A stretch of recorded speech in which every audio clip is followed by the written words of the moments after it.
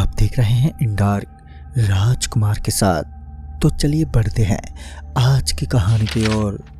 दोस्तों, आज की कहानी है एक फॉरेस्ट ऑफिसर निर्मल सिंह जी की, जिनका सामना एक बार ऐसे शैतान से हुआ जिसके बाद उनकी ज़िंदगी जंगलों से गुजरते वक्त उसी शैतान के खौफ के घेरे में रहती है। आखिर क्या कुछ घटा था इनके साथ और इनका क्या अनुभव रहा, तो चलिए जानते हैं निर्मल की कहानी, वो भी निर्मल की जुबानी। दोस्तों, मेरा नाम निर्मल है और मैं पंजाब से हूँ। मेरी अपनी ज़िंदगी में बहुत सी भूत प्रेत की घटनाएं अभी तक सुन रखी हैं। कभी इन पर विश्वास नहीं किया, लेकिन अब वो कहते हैं ना कि अंधविश्वास पर विश्वास करना तब तक ही मुश्किल होता है जब तक कि वो खुद के साथ घट ना जाए। मुझे दिक्कत इस बात से है कि कुछ लोग को आगाह करने के बावजूद भी अपनी मर्दानगी दिखाना बहुत ही ज़रूरी समझते हैं, जिस वजह से उन्हें कभी कभी बहुत बड़ी कीमत चुकानी पड़ती है। कुछ भी कह लो, लेकिन कुछ लोग अपनी बेवकूफ़ी करने की आदत से बाज नहीं आते। ऐसी ही एक बेवकूफ़ी कभी मैंने भी की थी, जिसके बाद मैं हर वो शख्स को सलाह देता हूँ कि अंधविश्वास पर विश्वास न सही, लेकिन कम से कम उसे चुनौती तो मत करो, क्योंकि इसका अंजाम कभी कभी बहुत खतरनाक हो सकता है। ये बात आज से काफ़ी साल पहले की है, मुझे एग्जैक्टली तो याद नहीं, पर यहीं कुछ शायद सन 2011 की बात थी। मैं उस समय राजस्थान में पोस्टेड था। राजस्थान जो कि ऐसे ही अपने रहस्य को लेकर चर्चित में रहता है। मैं एक फॉरेस्ट ऑफिसर हूँ, तो जंगलों और पहाड़ी के इलाकों से मेरा खास रिश्ता रहता है। मैंने इस करियर को इसी वजह से चुना था कि मैं ऐसी ज़िंदगी का लुत्फ़ उठा सकूं, लेकिन मुझे कहाँ पता था कि इसी करियर के लिए एक दिन मेरी जान हलक में आ पहुँचेगी। दरअसल उस समय मेरा अक्सर जंगलों के रास्ते से आना जाना लगा रहता था। एक बार की बात है, हमें खबर मिली कि कुछ लोग जंगल में गैर कानूनी सट्टे और हथियारों की हेराफेरी कर रहे हैं। हम सब लोग फौरन ही उस जंगल में उन्हें पकड़ने गए। हम लोग कुल 4 ऑफिसर थे और एक ड्राइवर था जो कि जीप को तेज रफ्तार में उन जंगलों से निकाल रहा था। सामने हमें एक आदमी दिखा। हमें पता चल गया कि यह उन्हीं का गैंग का एक मेंबर है। हम लोग फौरन गाड़ी से उतरे और उस आदमी को गिरफ्तार करने के लिए दौड़े। मैंने उसे जकड़ लिया और उसको गिरेबान से लिए जीप में बिठाया। ड्राइवर ने गाड़ी बढ़ाई। फिर हमने उससे पूछा कि कहाँ हैं उसके गैंग के लोग। उसने बोला, अल्लाह के पास। फिर एक ऑफिसर ने पूछा, मतलब? फिर उसने कहा, आप गाड़ी मोड़ लो, वरना आप लोग भी अल्लाह को प्यारे हो जाओगे। मुझे बहुत गुस्सा आ गया और मैंने बोला, ये कहानियाँ मत बना, सीधे सीधे बोल, कहाँ है तेरे साथी? तो उसने बोला, साहब मैं कोई कहानी नहीं बना रहा हूँ, मैं एक छोटी मोटी कंपनी में मजदूरी करता हूँ। ये लोगों ने मुझे अपने गैंग में शामिल कर लिया। मुझे यह मजदूरी करने के बाद जो तनख्वाह मिलती थी उससे 2 गुना ज़्यादा तनख्वाह मुझे ये लोग देने लगे, जिसके लालच में मैं थोड़ा बहक गया। फिर तभी मैंने इन लोगों के साथ काम करना शुरू कर दिया। और हाँ, ये बात सच है कि आज हम लोग हथियारों का सौदा करने आए थे, लेकिन हम कर नहीं पाए। जैसे हमने हथियारों से भरे संदूक को सामने की ओर रखा तो उसी समय स्कोंडो काता सामने आ गया। उसे सामने आते ही एक कुल्हाड़ी से बगल वाले आदमी का सर सीधा धड़ से उखाड़ दिया। फिर सब लोग वहाँ से भाग निकले और एक टूटे फूटे मकान में छुप गए। साहब, पर क्या शख्स था वो? एक एक की धड़कन की आवाज़ से उसकी तरफ आकर्षित होते गए। अपने एक छोटे कुल्हाड़ी से उसका सिर काट देता है वो। इतना भयानक दृश्य मैंने देखा अपनी ज़िंदगी में। वो तो रहमत थी अल्लाह की कि मैं किसी तरह बच निकला। तभी एक ऑफिसर ने बोला, अच्छा बड़ा अच्छी कहानी सुनाई तूने, तेरी ये चाल अच्छे से समझता हूँ मैं। तू ये सब इसलिए बोल रहा है ना ताकि तेरे साथी बच जाएं और तुम लोग हेरा फेरी कर सको? तो उसने कहा, देखो साहब, मुझे पहले से पता था कि आप सब मेरी बातों पर यकीन नहीं करोगे, लेकिन आज रात हम सबको अल्लाह के पास जाना ही है। मैं ये पाप लेकर नहीं जाना चाहता कि मैंने आपको मृत्यु से पहले आपको आगाह नहीं किया। अब आप लोग इस कोंडो काता के इलाके में आ चुके हो। अब आपको किसी भी समय उससे सामना हो सकता है, तो तैयार रहिए। तभी एक ऑफिसर ने कहा, सर इस कोंडो काटा के बारे में मैंने भी सुना है। कहते हैं ये वो लोगों की आत्माएं होती हैं जिनका सर ट्रेन से टकराने या ट्रेन से मरने की वजह से अलग हो गया है। फिर ये लोग इसी इलाके के चारों तरफ अपना पहरा देते हैं और अपने शिकार की राह ताकते हैं। कहते हैं इसकी आंखें नहीं होती हैं, इसलिए आपको देखकर स्टिक निशाने से हमला नहीं करते, लेकिन आपकी आहट से ये आप पर अपनी कुल्हाड़ी से वार कर देते हैं, जिससे वो शख्स भी आपके जैसा ही हो जाता है और उसकी मुंडी अपने सर में लगा देता है। मैंने उससे बोला, सिन्हा क्या पागल हो गए हो तुम? किस ज़माने में जी रहे हो तुम लोग? ये राक्षस भूत प्रेत बेताल ये सिर्फ किस्से कहानियाँ हैं। असल ज़िंदगी से दूर दूर तक इनका कोई वास्ता नहीं होता। मेरे इतना कहने की देरी ही थी कि तभी गाड़ी अचानक से रुक गई। मैंने ड्राइवर को पूछा, गाड़ी क्यों रोक दिया आपने? तो उसने बोला, साहब अभी तुरंत ऐसा लगा जैसे सामने से कोई लंबा आदमी गुजरा हो, जिसका चेहरा तो नहीं देख पाया क्योंकि उसका चेहरा पत्तों से ढका हुआ था, लेकिन वो काफ़ी पतला और लंबा था। मैंने बोला, क्या यार तुम इन सब कहानियों में ध्यान मत दो, इसकी वजह से तुम्हें ऐसा लग रहा होगा और कुछ नहीं है, तुम बस गाड़ी चलाने पर ध्यान दो। उसने गाड़ी बढ़ाई। सूरज लगभग ढलने ही वाला था। एक बार फिर से उसी मुजरिम ने जिसे हमने पकड़ा था वो बोला, साहब मैं आपसे भीख मांगता हूँ, आप मुझे फांसी पर लटका दो, लेकिन कृपया करके वापस मुड़ जाओ, मुझे उस शैतान से नहीं मरना है। रात होने वाली है, इस समय माहौल और शांत होता है, जिससे वो आपकी आहट को और अच्छे से महसूस कर लेगा और जल्दी आपको बहुत दर्दनाक तरीके से मौत के घाट उतार देगा। मैंने बोला, अच्छा हम लोग अगर लौट गए तो आज रात का फ़ायदा उठाकर तुम्हारे साथ ही भाग नहीं जाएंगे? उन्हें पकड़ना ही तो हमारा मकसद है और बंदूक भी तो हमारे पास है। तो उसने बोला, साहब जो पहले से मर चुका है उसे आप कैसे मारेंगे? मैंने बोला, चुपचाप एकदम चुप हो जाओ। फिर मेरे इतना बोलते ही मैंने देखा कि एक तरफ की झाड़ियाँ हिल रही थी। हमें बड़ा अजीब लगा क्योंकि आंधी तो बिल्कुल नहीं चल रही थी, तो आखिर ये झाड़ियाँ हिल कैसे रही थी? क्योंकि इतनी मोटी शाखाओं को हिला पाना किसी जानवर के बस की बात नहीं थी। तभी मैंने बोला, गाड़ी रोको, मुझे लगता है शायद वहीं पर वो गैंग छिपी है जो शायद उस पेड़ पर चढ़ी है। मेरे एक ऑफिसर ने मुझे कहा, सर वहाँ कोई नहीं होगा, रहने दीजिए, हम आगे ढूंढ लेंगे। तभी मैंने कहा, सना ये हमारी ड्यूटी है, हम अपने फर्ज से पीछे नहीं हट सकते। इतना कहते ही सारे ऑफिसर्स गाड़ी से दबे पांव नीचे उतर गए और अपनी बंदूक ताने उन झाड़ियों की तरफ बढ़ने लगे। सच कहूँ तो थोड़ा बहुत डर मुझे भी लग रहा था, पर मेरी बेवकूफ़ी ने मुझे उस तरफ जाने को मजबूर कर दिया।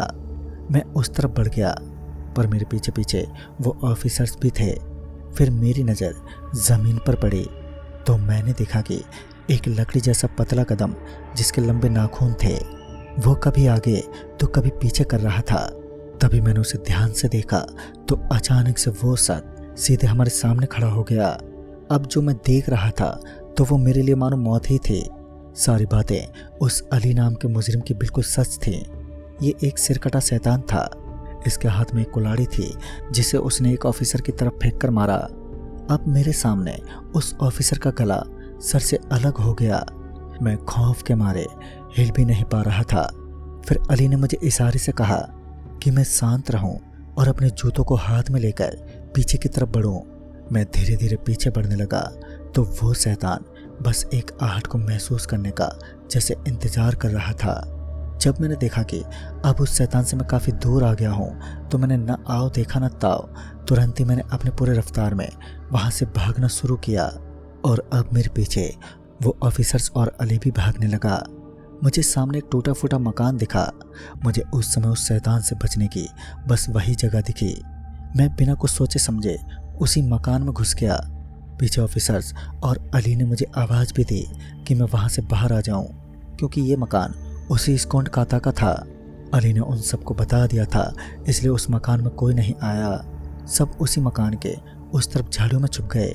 मैं अकेला वहाँ पर छुपा था, इस बात से अनजान कि जल्द ही स्कोंड काता से एक बार फिर मेरी मुलाकात होने वाली है। फिर मैंने वहाँ एक कमरे में देखा कि कुछ लोगों की लाशें पड़ी हैं और अनुमानित तौर पर ये वही लोग थे जिन्हें हम गिरफ्तार करने के लिए आने वाले थे। फिर मुझे अली की कही गई बात अब याद आ गई थी। अली ने बोला था कि साहब सब लोग एक टूटे फूटे मकान में गए थे जो कि स्कोंड काता का ही घर था। उसने सबको दर्दनाक तरीके से मौत के घाट उतार दिया। इतना समझने की देरी थी कि मैं फौरन बाहर की तरफ भागा। भागते के साथ ही जैसे ही मैं दरवाजे तक पहुंचा कि सामने अचानक से कहीं से वही स्कोंड काता खड़ा था। उसने एक कुल्हाड़ी से जोरदार प्रहार किया, लेकिन मैं बच निकला और वहां से भागता हुआ ऊपर के कमरे में चला गया और दरवाजे को कस के मैंने बंद कर लिया था। उस समय मेरी हालत किसी मोम के पुतले की तरह थी। मैं खौफ के मारे थर थर कांप रहा था। जिसके बाद अचानक दरवाजे पर जोर जोर से पीटने की आवाज़ आई। ऐसा लग रहा था कोई कुल्हाड़ी से मार मार कर दरवाजे को तोड़ना चाहता है। मुझे पता था कि जैसे वो शैतान इस दरवाजे को तोड़ेगा वैसे मैं भगवान के पास पहुंच जाऊंगा।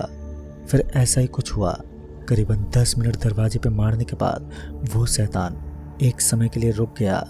रुकने के कुछ पल बाद उसने एक जोरदार और हिट किया जिससे कि वो दरवाज़ा पूरा का पूरा उखड़ गया और वो अंदर आ गया। मुझे मालूम था कि मेरी धड़कनों से मेरी मौत हो सकती है। वो बस मेरी एक आहट के अभी इंतजार में था। फिर मैंने एक चालाकी की। मैंने पास में रखे एक लकड़ी को खिड़की की तरफ मारा जिससे कि वो शैतान होचकता हुआ उस खिड़की की तरफ गया और उसने दरवाजे का रास्ता छोड़ दिया। मैंने इस मौके का बखूबी फायदा उठाया क्योंकि यह मेरी जिंदगी का आखिरी मौका था जब मैं बच सकता था। वो शैतान जैसे उधर से हटा, मैंने पूरी ताकत से दौड़ लगाई, लेकिन मुझसे एक आहट होते ही उस शैतान ने कुल्हाड़ी को ठीक मेरी तरफ दे मारा और सिर्फ 1 मीटर से मैं लगभग बच ही गया और वो कुल्हाड़ी उस दरवाजे में घुप गई। मैं भागते हुए नीचे गया और वो स्कोंड काता भी मेरे पीछे पीछे लड़खड़ाते हुए भागने लगा। मैं जब बाहर आया तो मुझे कोई नहीं दिखा। मैंने जब उस झाड़ी की उस तरफ देखा तो मुझे सिर्फ अली जमीन पर लेटा हुआ दिखा। मुझे पहले लगा कि स्कोंड काता ने इसे भी मार दिया है, लेकिन ये बचा हुआ था क्योंकि इसकी गर्दन थी। बाकी जितने भी इसके शिकार हुए थे उन सबका सर धड़ से अलग था। मैंने उसे उठाया तो वो मुझे देखकर एकदम से चौंक गया। वो बोला, साहब आप जिंदा हो? वो साहब, एक साहब से गलती हो गई, भागने में इनके दोनों जूते निकल गए। उस घर में घुसने से पहले उस स्कोंड काता ने साहब के जूतों को स्पर्श कर लिया था और उसी दिशा में उसने अपनी कुल्हाड़ी दे मारी और उन साहब की गर्दन उड़ती हुई दूसरी झाड़ियों में जा गिरी। उसके बाद सभी बुरी तरह से डर गए और सबकी सांसों की रफ्तार तेज हो गई, जिसका बखूबी फायदा उसने उठा ही लिया और उसके बाद उसने सभी को निपटा दिया। मुझे पता था कि अगर मैंने वो गलती की तो मैं भी नहीं बचूंगा, इसलिए मैं यहीं लेट गया खुद को थाम के, जिससे उस शैतान को मेरी मौजूदगी का यहाँ पर एहसास नहीं हुआ और वो अंदर चला गया। तभी अली ने बोला, चलिए ना साहब, यहाँ से इन झाड़ियों के उस पार एक रेलवे ट्रैक है, अगर हम वहाँ तक पहुँच गए तो शायद जिंदा बच जाएंगे। उसके बाद मैं और अली डरते हुए उस रेलवे ट्रैक की तरफ दौड़ने लगे, लेकिन तभी सामने स्कोंड काता खड़ा था। उसने दोनों हाथों से हम दोनों के गले को पकड़ लिया और एक दिशा में फेंक दिया। हम लोग फिर भी किसी तरह भागते रहे, लेकिन वो हमारे पीछे पड़ा था। देखते ही देखते वो हमारे सामने आ गया, जिससे हमें इतना यकीन हो गया कि अब हमारी ज़िंदगी का सफ़र यहीं पर ख़त्म हो गया है। लेकिन हमारी किस्मत में ज़िंदगी लिखी थी। उसी समय एक ट्रेन की हॉर्न की आवाज़ में एक ट्रेन वहाँ से गुजरी। जैसे ही ट्रेन की हॉर्न पड़ी कि वो शैतान उस जगह पर चक्कर खाकर बेहोश हो गया। मैं कुछ समझ ही नहीं पाया। तभी अली ने बोला, साहब स्कोंड काता को ट्रेन से बहुत डर लगता है, ट्रेन की आवाज़ से खौफ खाता है। अब ज़्यादा समय न गवाएं और फ़ौरन ही रेल की पटरियों की तरफ भागते हैं। फिर हम दोनों पूरी रफ्तार से भागने लगे और अंत में हम वहाँ पर पहुँच गए। यहाँ पर आते आते हम काफ़ी थक गए थे और तभी हमने चैन की सांस ली। हम लोग उसी पटरी पर चलते गए और करीबन 1-1.25 किलोमीटर दूर आगे निकल जाने पर हमें कुछ कच्चे मकान और कच्ची सड़क दिखी, जिससे इतना तो था कि अब हम उस जंगल के बाहर आ गए हैं। फिर मैंने टीम को बुलाया और अली गिरफ्तार हुआ। मैं उस दिन जिंदा बच सका। मैंने अपने ऑफिसर्स को भी बताया तो उनका भी जवाब वही था। वो इलाका स्कोंड काता का था और आप खुशकिस्मत थे जो बच गए, वरना एक बार कोई इसके इलाके में अपने कदम रख दे फिर वो वापस नहीं लौटता। पहले भी कई सारी ऐसी घटनाएं हो चुकी हैं जिसके बाद इस जंगल में जाना मना है। अनजान तो वो मुजरिम थे जो हेरा फेरी के लिए उस जंगल को चुना और फिर बेमौत मारे गए। आपने तो सब जानते हुए भी बेवकूफ़ी कर दी, जिस वजह से 4 ऑफिसर्स और उस ड्राइवर को अपनी जान से हाथ धोना पड़ा। सच कहूँ तो दोस्तों, अफसोस तो मुझे आज भी है उस घटना का, लेकिन एक बात कहना चाहूँगा अपने अनुभव से, ज़रूरी नहीं इस पूरी धरती पर सिर्फ हम इंसानों का ही इलाका हो या राज हो, क्योंकि ना जाने कितने अजीबोगरीब प्राणियों को आभास किया गया है और वो मूर्खता कभी ना करें जो मैंने की थी। खैर ये तो मेरी खुशकिस्मती थी जो मैं अपनी दास्तां सुनाने के लिए आज जिंदा बचा हूँ। तो दोस्तों इस कहानी में बस इतना ही। तब तक के लिए बाय एंड टेक केयर।